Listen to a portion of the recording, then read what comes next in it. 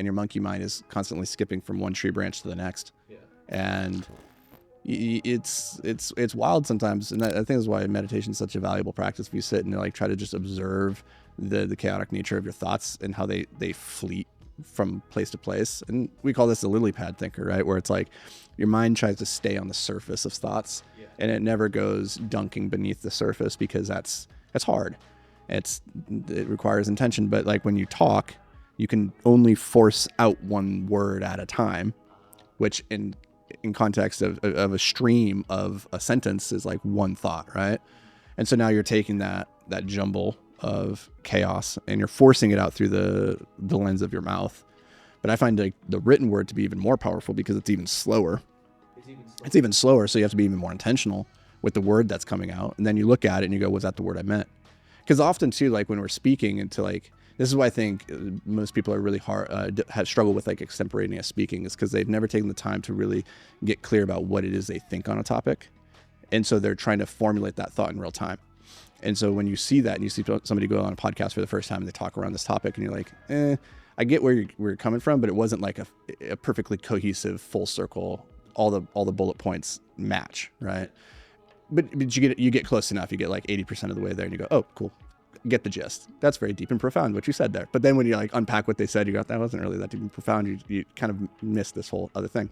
But like the really deep thinkers are the ones who've already like written on that typically. Yeah. And they've taken that time, because then when you read it on the page, you go, oh, I can't really like pretend like I didn't say that. I have to wrestle with the concrete nature of what's in front of me now. Whereas when you're speaking, you let it go, or you don't even realize it often, right? Like it's very easy to say like the wrong word, and then you don't even catch it. The other person goes, did you really mean this? Or you go, oh yeah. Did I not say that? Right? You can't hide behind that veil when it comes to writing. And that's why I think that's like, it's such a valuable skill for people. And it is hard. It is, unfortunately, we were taught the wrong way to approach writing as kids in school, where you're trying to write to a word count or to a page count, which is like the worst way. Because it's like, really, you should be trying to figure out how to express your ideas in as few words as possible. Right? Einstein says an idea should be as simple as possible, but no simpler. So it's like, why, if you can express the idea in, 150 characters, why spread that out to 2 pages arbitrarily? And it's actually quite difficult to write something that short, right? I can't remember who this was, but he's like, I apologize for writing you this long letter. I didn't have time to write you a shorter one.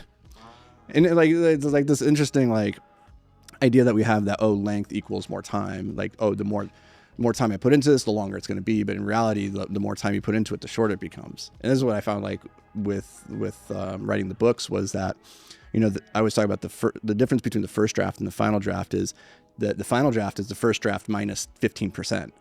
So like you put in all this more time and you go through 7, 8, 9, 10 revisions. And over that time, you've put in 10 times more time than you did on the first draft, and you end up with something shorter. You end up with less. And it's actually incredibly difficult. But that's why I think people should spend more time with the writing, is because you have too many words in your mind. You have too much fluff. And the writing forces you to cut and excise and get more precise with what you think. Yeah. And at the end of the day, like the more clear you can think, the better your decisions are going to be. The better your decisions, the better the results that you're going to have, right? Naval says, in an age of infinite leverage, judgment is the ultimate power. And judgment comes from clear thinking. Clear thinking comes from actually having spent the time mining the muck. And so your point though, like speaking is like the first level of that.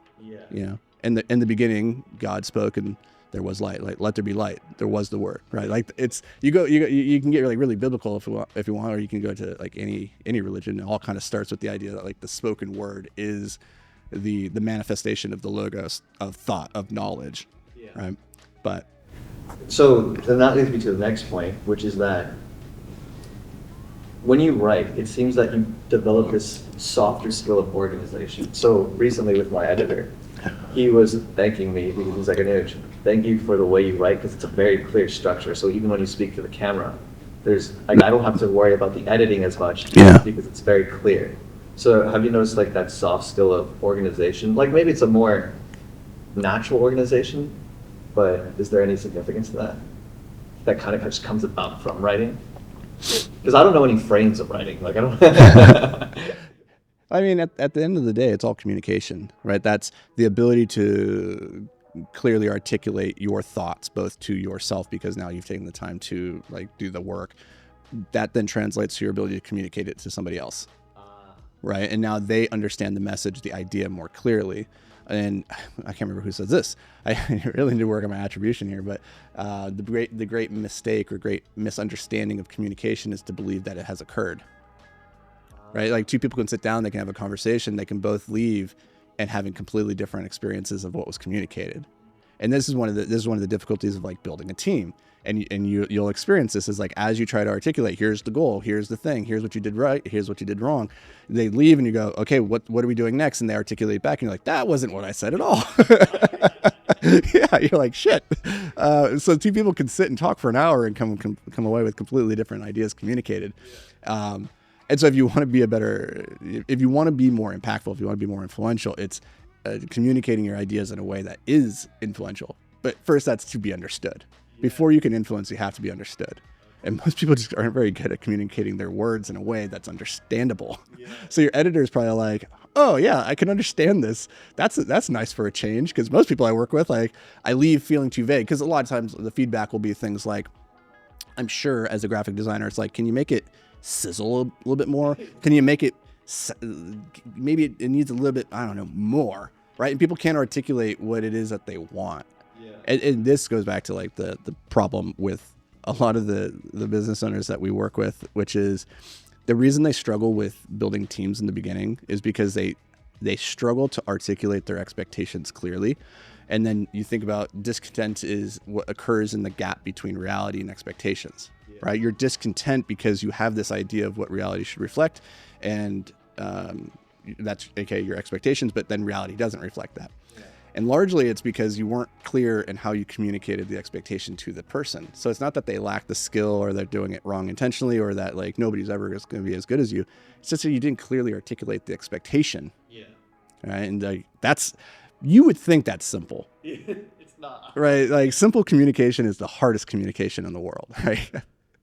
And that's why, again, like to your point, like this all kind of started because you were asking, like, do I talk to myself? But I don't really talk to myself. I write to myself. That's like that. And that's why like the people that I coach, it's like, you need to have a journaling and writing practice. That is you speaking to yourself in a formalized way. And if you can pick a topic that you intend to write about and get clear about that, instead of just like writing about whatever chaos is going on, like take a topic and be like, what do you believe about the dichotomy between capitalism and socialism? What do you actually believe? Right? Like, have you ever journaled on that? No. So if you were to sit on a podcast and somebody was like, oh, so what do you believe about this? And you're going to talk about it for the very first time, you're going to sound like an idiot because you're discovering in real time what you think on the thing as you're saying it to the world. That's the worst time to figure out what you think on a topic. Yeah. Right. And that's why a lot of people think that I'm well-spoken or I'm a good storyteller. It's because I've spent so much time thinking on all those topics and writing stories about them so that when people ask, I'm like, oh, yeah, let me just pull from this because I've already done the heavy lifting. Don't do the heavy lifting like in the moment when suddenly the thing needs to be lifted for the very first time. Yeah. Like you need to build the muscle before you actually have to do the exercise. Like, have you ever been to like a family gathering where you probably have because you're kind of entrepreneurial and you're cut from a different cloth than most people, and so your family by default and your friends are probably very different. And they probably have world beliefs and perspectives that you just don't agree with. And then you sit down and you have an argument or you have a debate with them. And for whatever reason, both of you sound like baboons. None of you can make a compelling argument. And yet both of you believe so profoundly and deeply what you believe. And yet you both walk away frustrated because the other person hasn't been convinced over to your side. And it's because you're a terrible communicator. It's because you're a terrible communicator of your own ideals. And that's why, like, one of the very first things I work on, and like with the student that I was working with yesterday, we need to work on your stories. We need to work on your origin story, your core stories, your value stories. You need to get clear about that stuff. Because if you can't even get clear about your story, your personal history, how can you possibly have any impact or idea or opinion on any other topic? You're the foremost authority in this universe on the topic of you. And if you can't talk articulately about you, what hope do you have to talk about real estate or business or like personal development? Like, you're fucking lost. That's true. I know it's true.